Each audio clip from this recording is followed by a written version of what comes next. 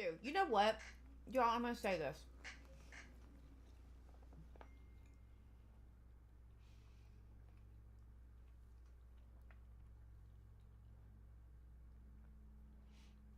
I am so jealous of everybody that's at Coachella.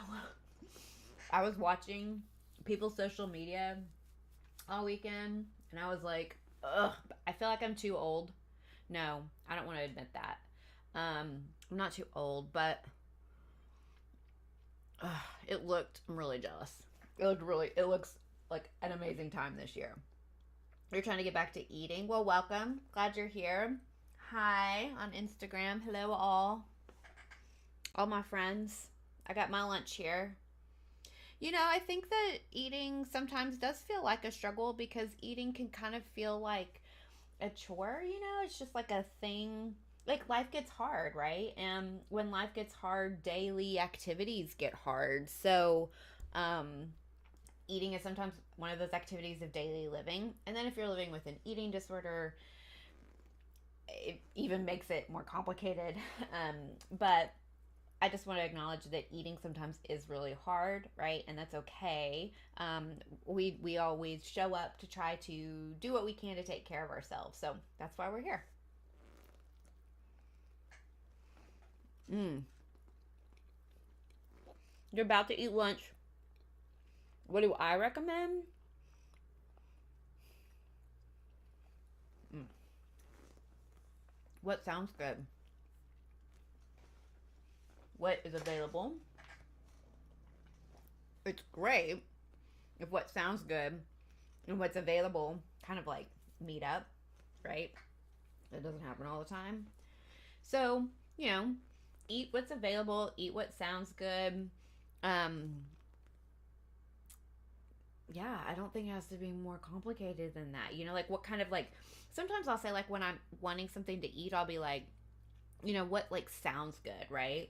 So I'll think about like different like textures of foods or kind of like I'll be like I want something crisp, right? Or I want something like crunchy. Oh, I want something like cold, right? Or warm or something. Sometimes I usually it's like a feeling for me, so I want something that just makes me feel like comfortable. Aw. Well, I'm glad you're here. Aw. In recovery yourself. Cool. Welcome to all of you.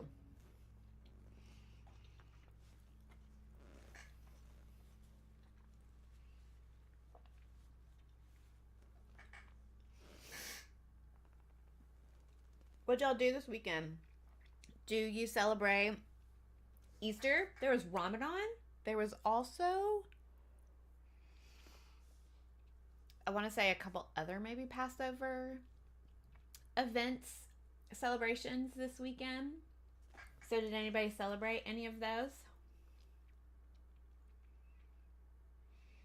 Medical issues can make eating hard sometimes, right? Like, because our body, right, is affected by our medical issues. If we don't feel well, our bodies don't feel well, and that can affect what we want to eat and how we want to eat and how we want to care for our bodies and show up for ourselves. So, it's okay. You still deserve care. It's kind of just evaluating and saying, like what would help my body feel? What kind of food would help my body feel like cared for, nourished in this time? You spent Easter with your baby at your best friend's house. Aw, that's nice. I love that. Mm.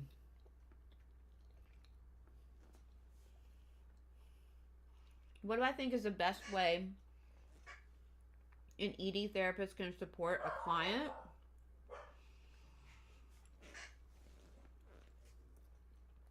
I think that we understand the nuance of the disease. Otherwise, it's a very stigmatized disease, right? We want to make it about weight or what we see it portrayed about in the media. We have a very narrow belief idea of like what eating disorder behaviors look like or are, and really truly it's a very like nuanced, complicated disease. And so I think an eating disorder therapist would be able to offer you that, right? Like would be able to help challenge the nuances of it and help you kind of really like get you more like unstuck. Therapists that don't specialize in eating disorders are wonderful, and they can certainly like help support you, right? And help you work on like how do you care for yourself and show up for yourself better. But also eating disorders are real tricky and sneaky. And so an eating disorder therapist can do that, but it's also going to be able to offer safe health practices, right, that are like recovery friendly, because our world isn't always recovery friendly for folks, right? Mm. Work was hard for you today. I'm so sorry. Mm. You're having a hard time. Well, and I see you work in food service, so like here's the thing. I think that that's just why recovery, right? And also to loop, you're kind of coming in with this question about what an ED therapist can do for a client. That's just it, right? Like when when you're in recovery for like a substance, you can abstain, you can avoid, you can, not put yourself in those situations where there's going to be that substance around. When you're in recovery for an eating disorder, you don't have the privilege to avoid your triggers, right? You don't have the privilege to, um, to like not do something because it causes you a lot of like anxiety and upset and triggers, potential like eating disorder, mental pressure and emotions and behaviors, right? So an eating disorder therapist and I want to acknowledge like being around food and how do you live in this world that's very food obsessed and body obsessed and health obsessed, right? How do you bring that into your life, because I think those things very much play a role in your recovery.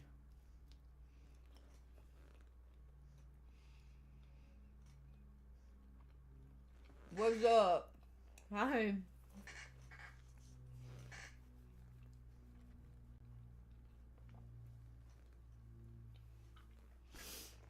This weekend I spent with a lot of family. So yesterday went to in-laws, then went to another in-laws family, another in-laws house, then went to my parents' house. So I was with a lot of family eating a lot of yeah, like Easter food. So really, honestly, here's the thing. My observation, Easter food for me looked very similar to like Thanksgiving type foods, right?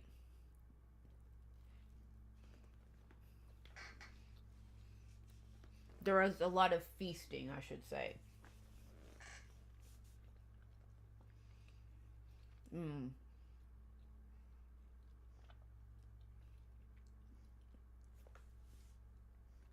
Katie Joy Samson, that is really hard, right? It's a big trigger. You are around scales as your job as a nurse. How do you not weigh yourself, right? Because I would tell you to people like hide the scale, destroy the scale, get rid of the scale. You don't have that luxury to be able to do that because it's literally part of your job.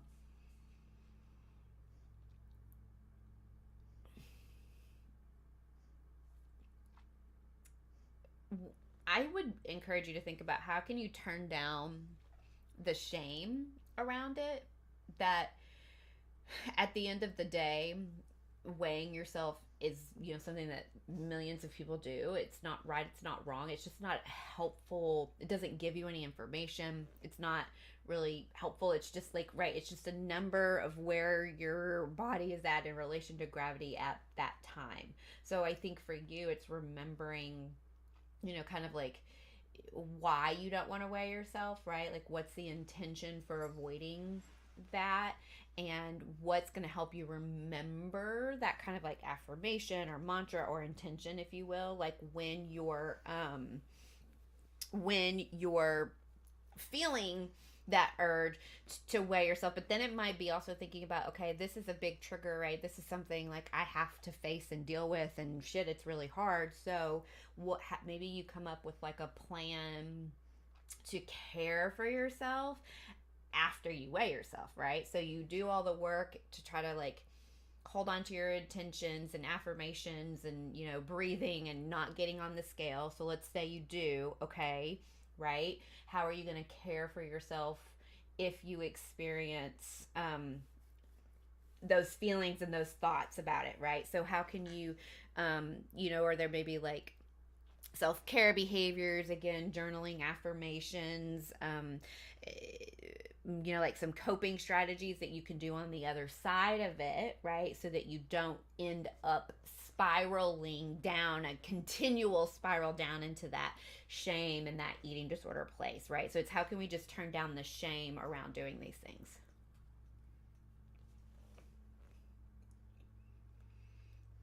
Mm-mm. I think that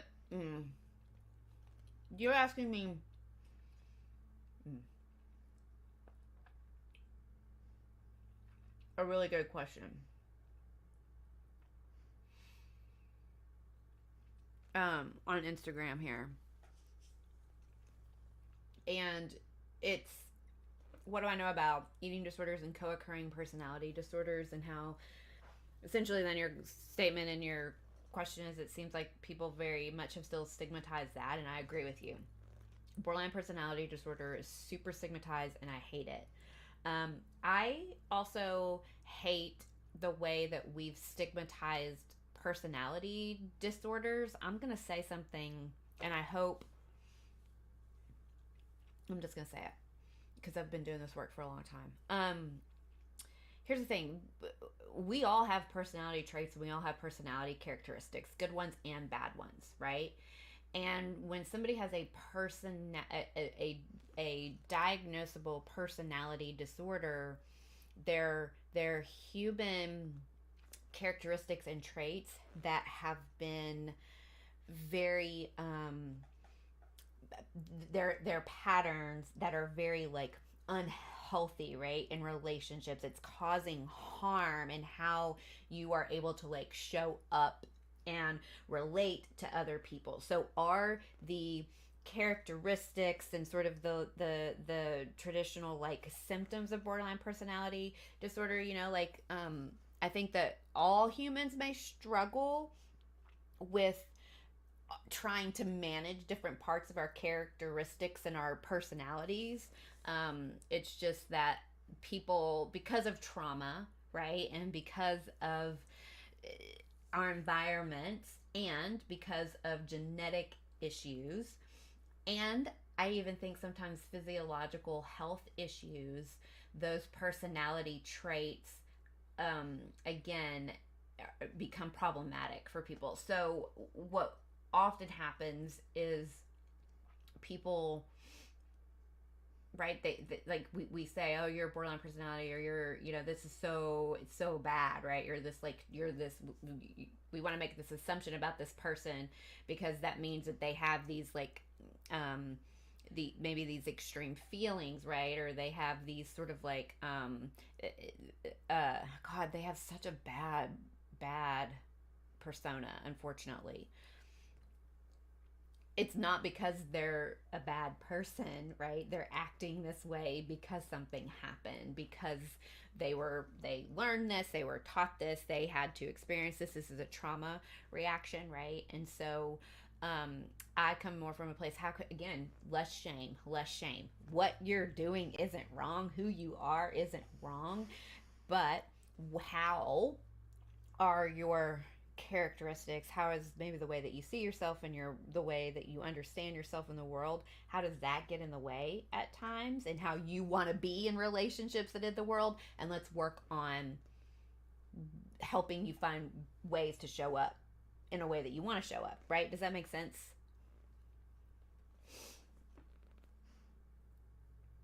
Right. And I say this too, people like all these, this is why I hate diagnose. I mean, I have to diagnose and it's important, and I don't want to like get into on that soapbox, but really all mental health symptoms all kind of like are, we have this big bucket, right, of way that mental health symptoms shows up and affects people, right? And so to diagnose it, we just sort of say, well, these things show up as a pattern and occur together. So we're going to put this kind of like label on it. And that's been helpful for how we know how to treat people and address these issues. But I'm ranting today.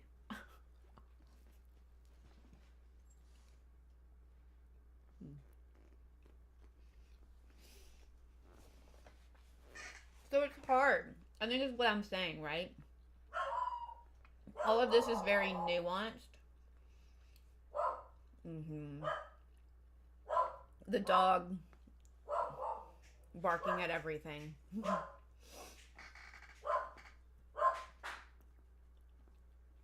And why maybe like I love that there are platforms like social media to teach people about mental health and about eating disorders. And I have so many times clients come in, I saw this on TikTok, or I want to diagnose myself this because of TikTok. Fair enough, right? If it's giving people information and it's accessible information, I'm all about that, right? But you are your unique own individual person who's gone through your own things. And although there's a lot of commonality and all of that, like no one can come to me and say something about like how a human shows up in the world, because we all kind of have like, we know how people show up in the world, right? But you're your own individual. And so how your mental health and diagnosis and coping skills and self-care, right, how all of that shows up for you is very, very, very different and individual. So that's why I don't want people diagnosing themselves by a 3-second video on TikTok. Could that be true for you? Absolutely. But what, like, there's a lot about you. You're an interesting, unique, dynamic person, right? So it's not usually as simple as what a 3-second video said, is what I'm trying to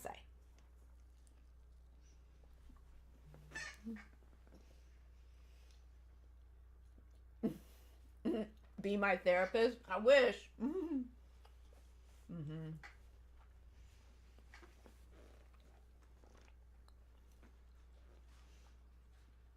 The diagnoses are there to help kind of like guide treatment, right? So people know kind of like, because unfortunately before we had like ways to treat people, these kind of like systemized ways of treating people, people just did whatever the fuck they wanted, and a lot of people were hurt in it, unfortunately. So we create these diagnoses and these like treatment plans, right, to help kind of like guide people so we know ethical, evidence-based ways of like helping people deal with these issues. But again, we're all like individuals, and we try to make it too clinical sometimes, and you're a lot more interesting than that.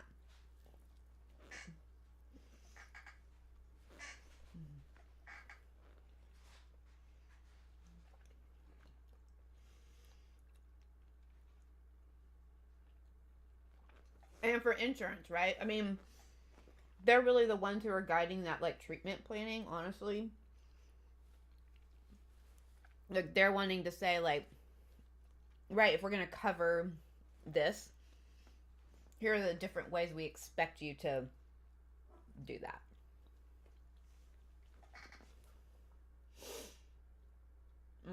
You're grieving and you can't stop binge eating. Any tips? Compassion, compassion, compassion. I also would say sometimes we overeat, we binge eat, especially when we're going through emotional things. But what if you came up with a list of like 5 or so other things you can do to make you feel good when you're sad and grieving, or feeling that kind of like blah heaviness of grief? What are a few other things you can do so that when you experience those feelings, or you're noticing, right, this is what I'm doing, I'm grieving, go take care of yourself in that way? But remember that eating is a part of self-care, right? But that sometimes we need to do several things to take care of ourselves, and eating doesn't have to be the only way that you do that.